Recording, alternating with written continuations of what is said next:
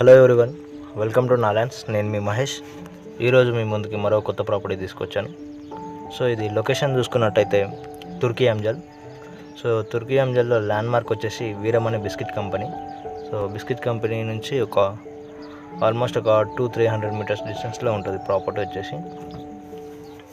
ఇది G+1 independent house అండి.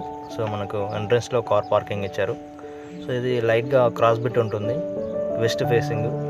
So ఈశాన్యం అనేది పెరిగిందనమాట. ఇక్కడ వచ్చేసి బెడ్రూమ్స్. సో చుట్టూ కూడా వెంటిలేషన్ పర్పస్ చాలా ఓపెన్ విండోస్ అయితే ఇచ్చారు. సో ఇక్కడ హాల్, చిన్న మినీ హాల్. గ్రౌండ్ ఫ్లోర్ వచ్చేసి 1 BHK, 1 bedroom, hall, kitchen type ఉంటుంది. కార్ పార్కింగ్ సంప్ ఉంటుంది. సో ఫస్ట్ ఫ్లోర్ ప్లానింగ్ ఇదంతా, గ్రౌండ్ ఫ్లోర్. సో ఫస్ట్ ఫ్లోర్కి వచ్చేసి 2 BHK. ఓకే. సో గ్రౌండ్ ఫ్లోర్లో ఉన్న వాళ్ళకి వాష్రూమ్ వచ్చేసి ఇక్కడ స్టెప్స్ దగ్గర ఉంటుంది.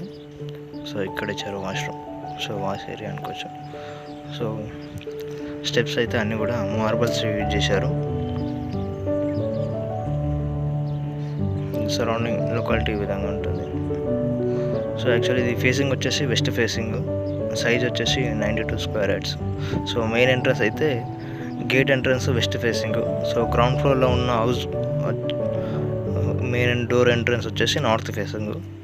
అలానే ఫస్ట్ ఫ్లోర్లో వచ్చేసి హౌస్ ఎంట్రన్స్ ఈస్ట్ ఫేసింగ్. ఈ విధంగా ఉంటుంది. ఇది హాల్. సో హాల్ మనకు లెఫ్ట్ రైట్ బెడ్రూమ్స్ అయితే ఇచ్చారు. సో ఇక్కడ మాస్టర్ బెడ్రూమ్లో అటాచ్డ్ వాష్రూమ్ అయితే ఇవ్వాలి, జస్ట్ కామన్ వాష్రూమ్ ఇచ్చారు. ఇక్కడ వచ్చేసి కిచెన్ ఇచ్చారు ఈ పార్ట్. సో వీడియోలో ఎక్స్ప్లెయిన్ చేయడం ఏదైనా ప్రాపర్టీకి సంబంధించిన డీటెయిల్స్ మిస్ అయినట్టయితే కింద డిస్క్రిప్షన్లో డీటెయిల్స్ మెన్షన్ చేస్తాను. అలానే మీకు వీడియో కింద కూడా డీటెయిల్స్ అనేది స్క్రోలింగ్లో వస్తూ ఉంటాయి.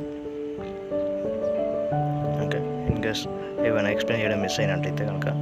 సో మీకు ప్రాపర్టీ వచ్చేసి మనకు వన్ సైడ్ మొత్తం కూడా గ్రీనరీ ఉంటుంది, వన్ సైడ్ మొత్తం రెసిడెన్షియల్ ఏరియా ఉంటుంది.